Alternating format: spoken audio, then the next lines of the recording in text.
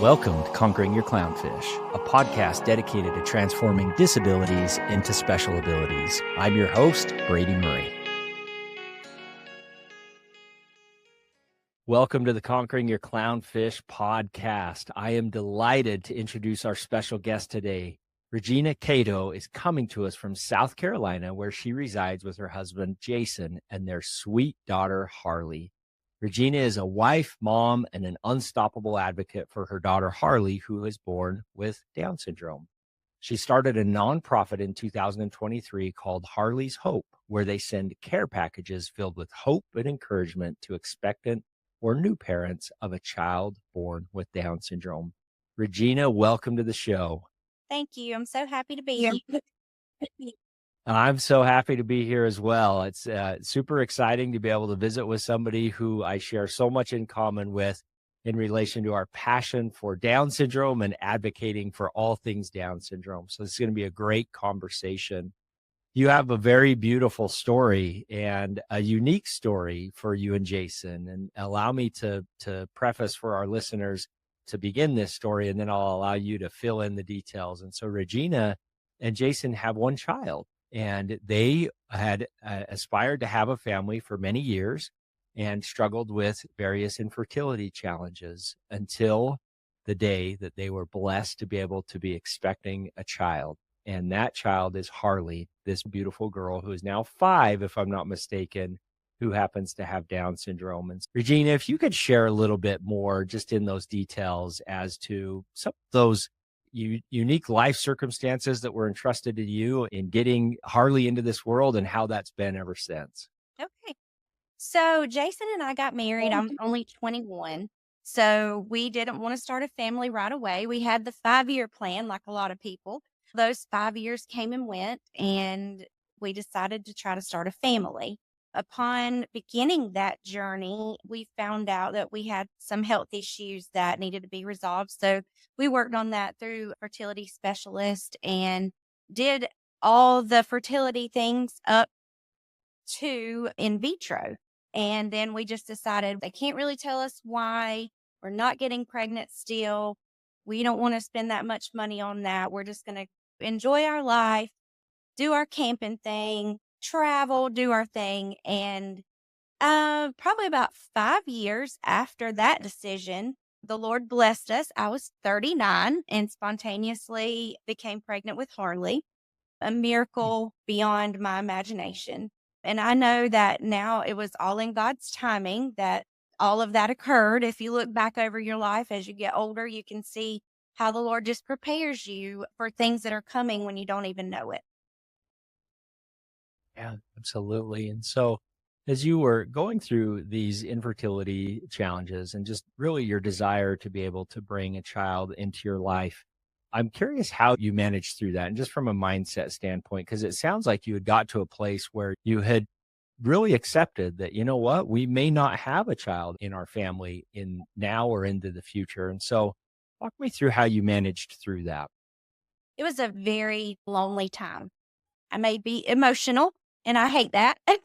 But when you're going through something like that, you think you're the only person going through it.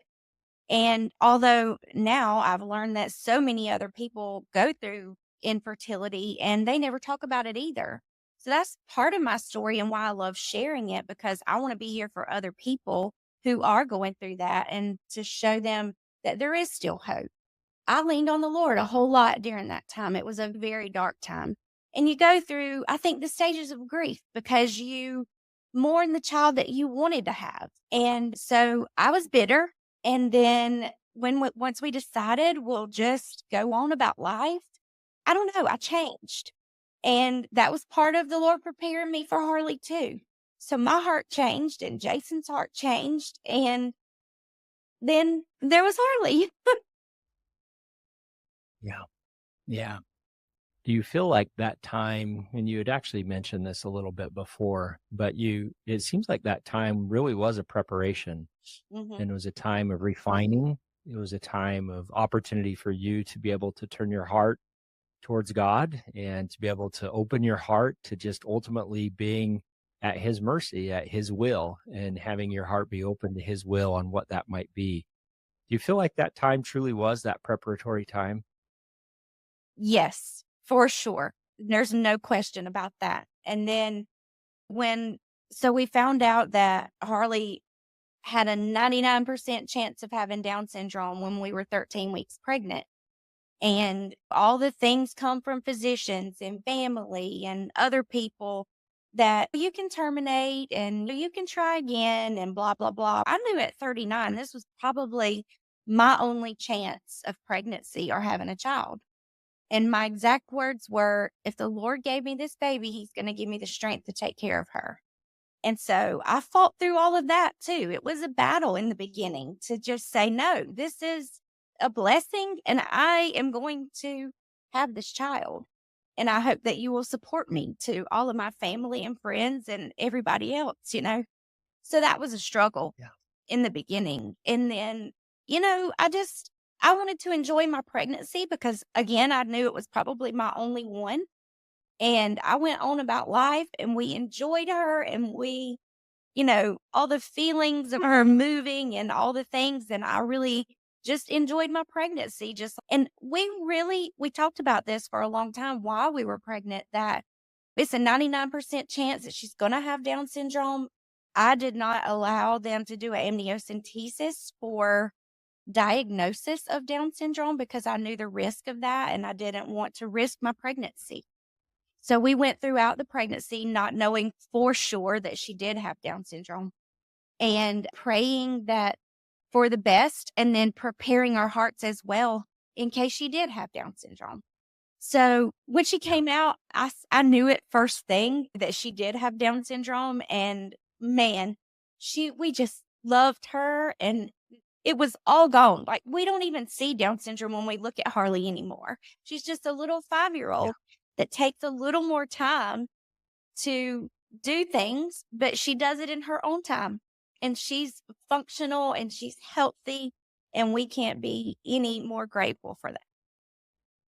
Yeah. I want to go back to that time at that 13-week ultrasound when you received what really was the diagnosis for Harleigh, that she would have Down syndrome. And just as you process that, it sounds like there really was a lot of adversity and maybe not the support that you were looking for, whether that's from physicians, even family or friends. How did you handle that? How did you manage through that?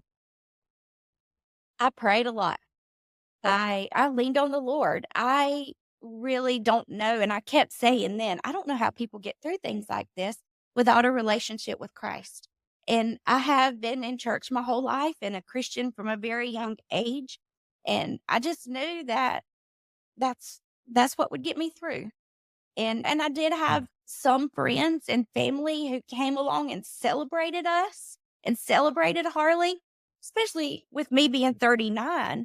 It was people thought, oh, they're just not going to have kids. And we didn't talk about our infertility to a lot of people. We didn't really even talk about it to our families.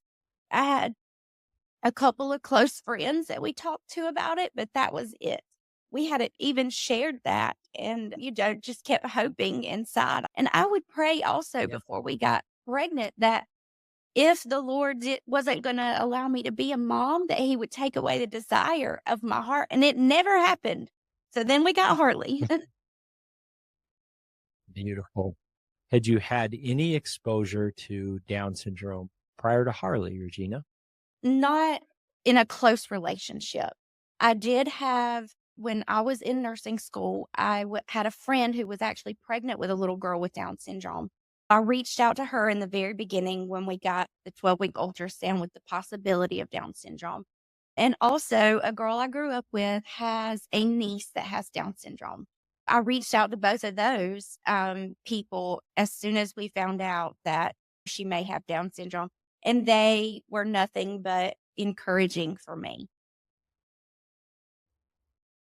Yeah, I had a similar experience where I really didn't have any close friends or family members that I would say that were in this Down syndrome community. I had some classmates from high school, and I was aware of individuals who who did have Down syndrome, but it really wasn't something near and dear to my heart. And for us, we actually found out that Nash has Down syndrome about 10 minutes after he was born. And Oh, that was completely not even on my radar. mhm. And that was a very emotional time. And so oftentimes I ponder what that experience may have been or how that experience would have been different when Nash was born had I had a heads up that he was most likely going to have Down syndrome. But then I am also thankful that I didn't have to experience some of those conversations, those such difficult and so unique conversations. I still struggle with often how the medical field handles these situations, but those conversations about possible termination of pregnancy and so forth. And so it's such a unique time, but just I commend you for how well you managed through that, and just where you really put your faith and your desire to just really open your heart to what God's will was for you. That's a beautiful example. And so here we are now. You have 5 years with this amazing girl. And for anybody who has not seen Regina's Instagram channel, I would encourage you to check that out because Harleigh is beautiful. She is talking. She is so active, so involved. And this is going to be one of those kids that you really want to pay attention to as she's getting older, because I think she's going to be moving mountains and doing some amazing things for not just the Down syndrome community, but just society as a whole. And so share with us about these last 5 years and how that experience has been in raising Harleigh. I will say the first year was the hardest. And I think that most anyone who has a child with Down syndrome can say that. Getting all of the boxes checked with the medical community and seeing cardiology, seeing vision, seeing Harleigh also had a low platelet count at birth. So we saw hematology, oncology in the beginning, which has resolved and she's healthy in that aspect. Harleigh had 3 small hearts in the top chamber of her heart, and we were unsure with those. So we saw cardiology for the first 3 years of her life, doing echoes and all kinds of things like that to make sure she didn't have pulmonary hypertension and some of the other health issues that come along with Down syndrome. These holes in her heart, though, we were assured the tissue was there to close those hearts on their own, but one of them was really close to a valve. So we weren't sure if with the valve opening and closing, if the tissue would adhere and close on its own. So there was a potential that we might have cardiac surgery prior to her going to kindergarten, is what they said. In our 3rd year of visiting cardiology, all of her holes had closed on their own and we did not have to have cardiac surgery. So we've been released from cardio until 14. So we need to have a follow up when she's 14. But getting all the things started in the first year, we had early interventions and speech therapy and occupational therapy and physical therapy, and just getting in the routine of what our life would look like, because that was very different for us. And being married 18 years and just doing our own thing all the time, not having anybody to depend on us, was very different for us. But we enjoyed it, and all of the chaos was very welcome. Yeah. So fast forward to, she really didn't have she had a lot of delays in the beginning, and she still has some delays. I'm not going to ignore that. But she began walking a little bit after her 2nd birthday, and after that we couldn't keep up with her. She wears braces, little ankle braces on her feet right now just to help her because she has a little pronation when she walks. So we still follow up with, she still has speech OT and PT once a week. She also gets that through school. When she turned 3, I allowed her to start preschool, which was much to my dismay, we had a nanny up until she was 2.5 that kept her at home. And when she was 2.5, I did put her in daycare because I needed her to be socialized with other children since we didn't have any other Mm. kids around. So that served her, actually learning from other children at that point. And then let's see, after that, when she turned 3 is when she went to preschool, and she went half day, and she actually rode the bus to preschool because Jason and I both How went. was that for you? Yeah, and I couldn't even believe my mama heart let her get on a bus, but she did. She rode the bus from daycare to school and then back to school, back to daycare where we picked her up, and she survived. So here we are. Then My husband was actually able to retire when she turned 4 and went to school full time. He retired with 26 years of law enforcement. He's been able to draw retirement and take care of her, which has been the biggest blessing of all. And I continue to work full time. And it's been a fun road for the past 5 years. So I'm seeing a trend here and I really like it. And this podcast is called Conquering Your Clownfish. And it's from the inspiration of one of my kids' favorite movies, Finding Nemo. And Finding Nemo in that particular movie is this movie about adventure and amazing things, but it's also very much a movie about a father who is raising a child who has a disability. Nemo has a gimpy fin, and there was some trauma that was associated with Nemo's birth. And so Marlin is this overprotective father. And oftentimes, and I see it in my own self, but oftentimes in our disability community, families and caregivers are relatively conservative and very protective of their child, meaning they never want anything to happen to their child. And so by doing so, oftentimes are a little overprotective, and that child misses out in being able to experience things that are going to allow them to be able to grow and experience life and ultimately sing that song that they're meant to sing. And so I'm seeing a trend here, Regina, that you in its purest form, and Jason as well, have truly conquered your clownfish, if you may, and are letting Harleigh really let those wings sprout and go and achieve everything that she is meant to achieve. In fact, I want to read something that you had wrote in preparation for this meeting. We had asked you what your biggest dreams are for Harleigh, and you said that we want Harleigh to be the best she can be. We have high hopes that she will be a productive member of society, go to college, and have a career. She is very bright, so I'm just sitting back waiting to see where the Lord leads her sweet little life, and am here for the ride. And so this is a very refreshing mindset and attitude. And I'd love you to elaborate more on where this comes from and really what those visions and goals are for Harleigh. I think I've been pushed along by some other Down syndrome moms to allow Harleigh to lead us. So instead of sheltering her, we have said, go and do it. And you can do it. We encourage her for everything that she wants to do. You can do it. Don't tell me you can't. You can. And we keep working and working until she does. And she 100% always does. She finds a way. She is a little fighter, but I will say I have one, I'll call her a mentor because she is. She has a son who's 30 and he went to college and he has Down syndrome. And she told us a story when Harleigh was 2 that he was accepted to Clemson Life program. And when Harleigh was 2, we couldn't really see as much of her personality as we see now when she's almost 6. So I thought, you know Yeah. what? I'm going for it. I think that Harleigh can do it. If any other child can do it, she can do it. And that's when I started our Instagram page and started trying to encourage other moms. And then last year when we started our nonprofit, I felt that I was led to do that too. And I saw a need here in our own community that when children are born with Down syndrome, I don't feel like they have the support in the very beginning. And that's why I wanted to start our nonprofit to help and encourage others. And I don't know, am I off topic? No, you're Sorry. great. Okay. I in fact, let me ask a question that will segue into that, because I think this is a perfect segue into your nonprofit. So allow me to just ask a Okay. question on that. And Regina, I think this is a perfect segue into really understanding and hearing about your nonprofit and why you started Harleigh's Hope.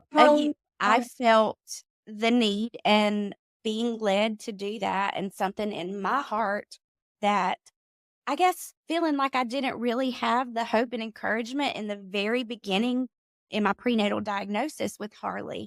So I wanted to be that for other moms. And even when we named our nonprofit Harleigh's Hope, I had a really hard time naming it that because I didn't want people to think that the hope was coming from us or coming from Harleigh, because all of it comes from the Lord.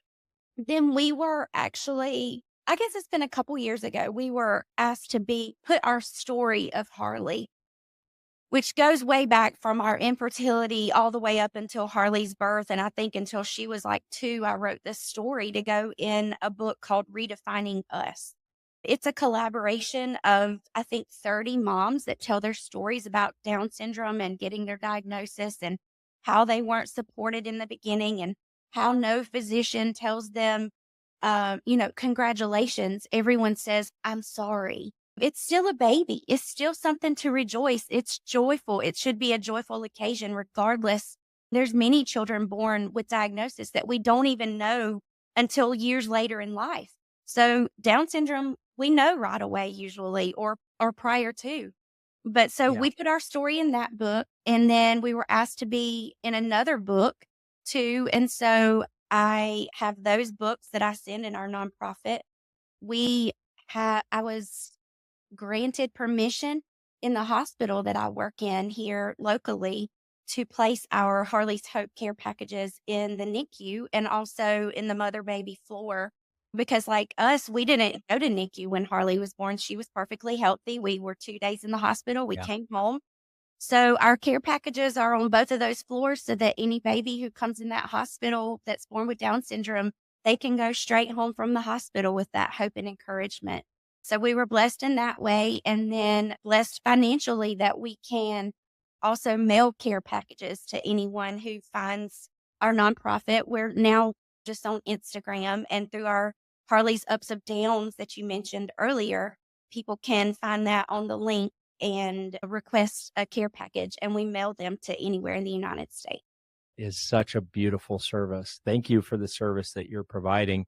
If a listener or if somebody finds out that somebody is expecting a child with Down syndrome, what is the process that they would go to get them connected with Harleigh's Hope? So they can find the link in our link tree on Harleigh's Ups of Downs on Instagram. I also have the Instagram on called Harleigh's Hope that's there that has the link for them to request a package. Also, they can email us. I have Harleigh's Hope at yahoo.com is our email address. And I'd be happy to be in touch with anybody on there. Most people reach out to me on Instagram because they just happen to find Yeah. Harleigh's account and start following her and see how well she's progressing. And from there, the mom reaches out usually, and then we're able to send a care package. We What a really beautiful service. we really send them between prenatal diagnosis and the age of 6 months because most things in it are for infants and babies. And then I just want the moms or the dads also, but usually it's moms reaching out to me to have those books and be able to be encouraged by the stories in there that are, if you look at them, they're mostly all aligned and we want to change the perspective of the medical community. And I as well am involved in that community. So I'm hoping to help change perspective of the physicians when they are able to deliver this diagnosis to a family and share with them hope and encouragement and just not the gloom and doom that you normally get. Yeah, and that really is going back to just the unique circumstances and conversations that you had when you received your diagnosis with Harleigh at 13 weeks. Imagine if you would have had something like Harleigh's Hope to be able to lean to and to be able to receive. What a beautiful service that would have been for you. And so you see a need and you're moving forward and making sure that people are taken care of when they receive that diagnosis. Great job on that. And I'd encourage our listeners to check out this Instagram page and be able to support the work that Regina is doing because this is so needed.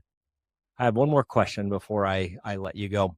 I would love to hear about Jason. And you've shared a little bit about his background as a police officer, correct? Working as for 26 years. What a great service and awesome job to him on that.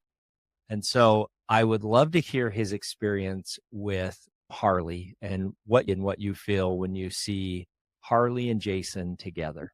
Jason is he was always an amazing husband, and I knew he would be an amazing dad as well. Just seeing him when she was born, he's such a big guy, and she was so tiny when she was born, and just looking back and remembering all of that just brings so much joy. And I knew he was going to be the best dad ever. I actually bought him a Clipson t-shirt that said best dad ever. Sorry. Laugh. Sorry, you'll have to cut that out. Hush, Lily. That's okay. I tried to tell her to be quiet beforehand. She's the only one home with me. Well, she's been doing pretty good so far. She has. Lily, hush. Okay. Jason, I don't know. He's just an amazing dad. He had a career in law enforcement when we met. And the reason really that he went ahead and retired, we had always planned on him retiring when Harleigh went to school full time, but we thought it would be a couple more years. And in that time that we knew I was planning for him to retire, we financially paid off a lot of debt and sold a lot of things so that we would be capable of him retiring and him living on that retirement, or us living on it, along with my salary. And he has always been an amazing man and leader in our family, and was an amazing law enforcement officer and in everything that he did. But I really feel like he's meant to be Harleigh's dad. He gets up in the morning. He was always an early riser. I am not. I work night shift. So thank God for him getting up early. He gets her up, gets her dressed for school, packs her lunch every day, takes her to school, takes her to all of her therapies during the week while I work, and picks her up from school, and then is always here whenever we do anything extracurricular. He's always involved. He's out fishing this morning because Harleigh is at her aunt's house playing today. He gets to enjoy some time fishing and doing his hobbies, the things that he loves, on the days I'm off or whenever she's at school or wherever she is. But he's definitely taken in this retirement and enjoying his time with Harleigh. That's beautiful. I just envision Jason with Harleigh, and you think, I don't know if Jason would have envisioned his future as a caregiver of a child that has Down syndrome, and I don't know if he would have envisioned his retirement as a caregiver in essence, and that going on indefinitely for a number of years, for many years to come. But as I've seen in my own self, as I've seen in many other individuals' lives, that when we are entrusted with a child that has that extra chromosome, it has an effect on us, and it changes our heart, and it helps us to be able to put into perspective what is truly most important in life. Ultimately, I think that extra chromosome helps others to be able to become their best self. Absolutely. And to be able to truly be in the sense of from the standpoint of faith, truly be more Christ-like.